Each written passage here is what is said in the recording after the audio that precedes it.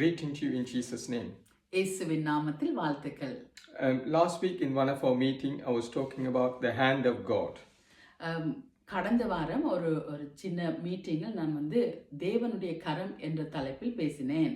You know, when we think of God's hand, I don't know what you have in your mind.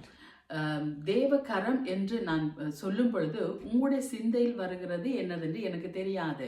But when I was meditating upon it, I had 4 things that came to my mind.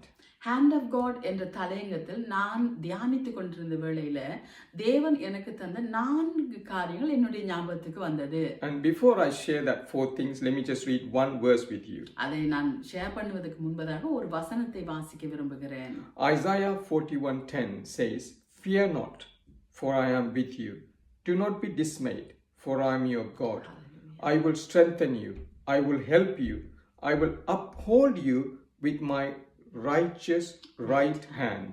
Amen. நீ பயப்படாதே, நான் உன்னோடே இருக்கிறேன். திகையாதே, நான் உன் தேவன். நான் உன்னை பலப்படுத்தி உனக்கு சகாயம் பண்ணுவேன். என் நீதியின் வலது கரத்தினால் உன்னை தாங்குவேன். ஆமென். ஆமென். ஹல்லேலூயா. ஏசாயா 41:10 வசனம் இவ்வண்ணமாக கூறுகிறது. That God will uphold us with his righteous right hand.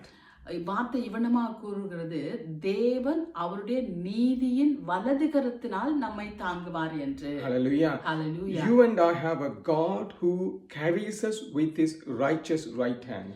உனக்கும் எனக்கும் ஒரு தெய்வம் உண்டு. அவர் எப்படிப்பட்டவர் என்றால் அவருடைய நீதியின் வலது கரத்தினால் நம்மை தாங்குகிற ஒரு தேவன். The first thing that he will do, he will prepare the way for you. முதலாவது காரியம் தேவன் நமக்கு செய்கிற காரியம் நமக்கு ஒரு பாதையை உண்டாக்குவார். You know, you might feel there's a Red Sea in front of you. He can remove the Red Sea for you to walk through it. நமக்கு முன்பதாக ஒரு செங்கடல் இருக்கிறது போல நம்முடைய சிந்தையில் காணப்படலாம். ஆனால் தேவனுக்கு அந்த ரெட் சீயை பிளக்கக்கூடிய வல்லமை அவருக்கு உண்டு. And he is a God who can protect you and take you to the places that you need to be. இவர் எப்படிப்பட்ட தேவன் சொன்னால் நம்மை பாதுகாத்து நாம் எங்கே செல்ல வேண்டுமோ அங்கே பத்திரமாய் கொண்டு சேர்க்க இவர் வல்லமை உள்ள தெய்வமாய் இருக்கிறார். And we have a God who will open up the heavens and pour out and provide the provision that you need for your life. Hallelujah. எங்களுக்கு ஒரு நல்ல தெய்வம் உண்டு. நம்முடைய தேவைகளை பரத்தை திறந்து நம்மை ஆசீர்வதிக்கிற ஒரு நல்ல தகப்பன். And we have a God who is able to promote us.